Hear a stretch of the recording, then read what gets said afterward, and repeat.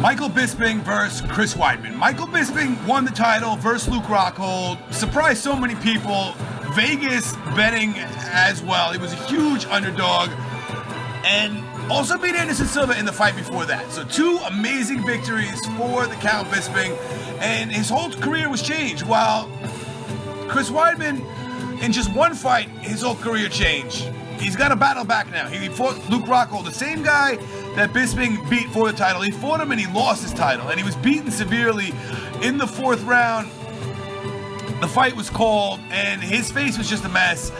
He got up there and spoke, and he was in pain. He was in physical pain, mental pain, and Chris Weidman looked defeated in a lot of ways. And he was going to fight at UFC 199. He actually had an injury, and Michael Bisping actually got the title. So this might be a good thing for Chris Weidman if he's able to get a title shot and face Bisping instead of Rockhold. This might be a better matchup. And I want to ask you guys, the fans, how you view this matchup. Do you think that Michael Bisping would be able to knock Chris Weidman out, or do you think that Chris Weidman, the All-American, the guy with a lot of power in his fist? If you look at his 13 wins, he has 6 knockouts, and we remember them. We remember the Anderson Silva knockout, and we remember him beating Vitor.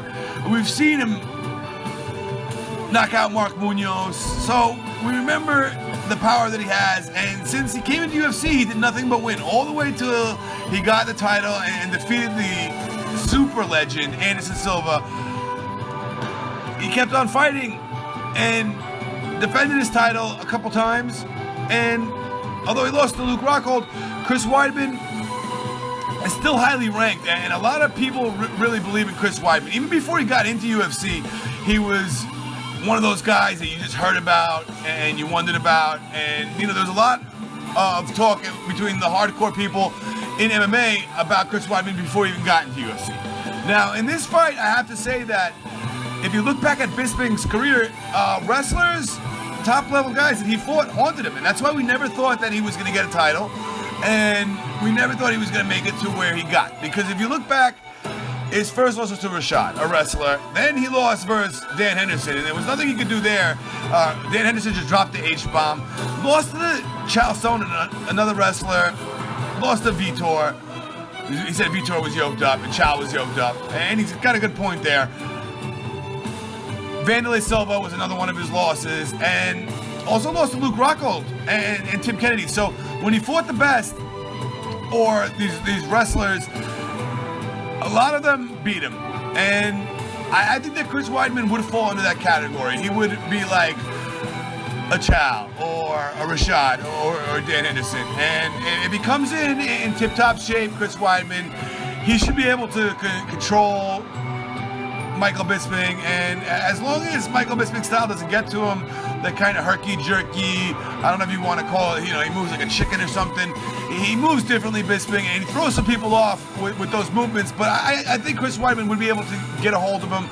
And in the striking game, I think Chris Weidman would have more power, be able to land some devastating punches and knock Bisping out or knock him off his game.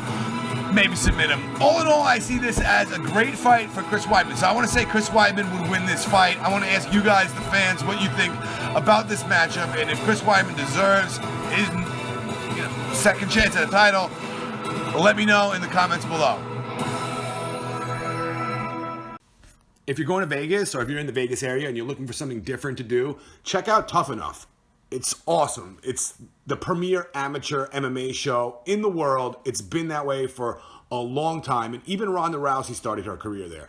So I would check it out. I've checked it out. It's awesome. Go to unlvtickets.com to get Tough Enough tickets. Some of them are even free.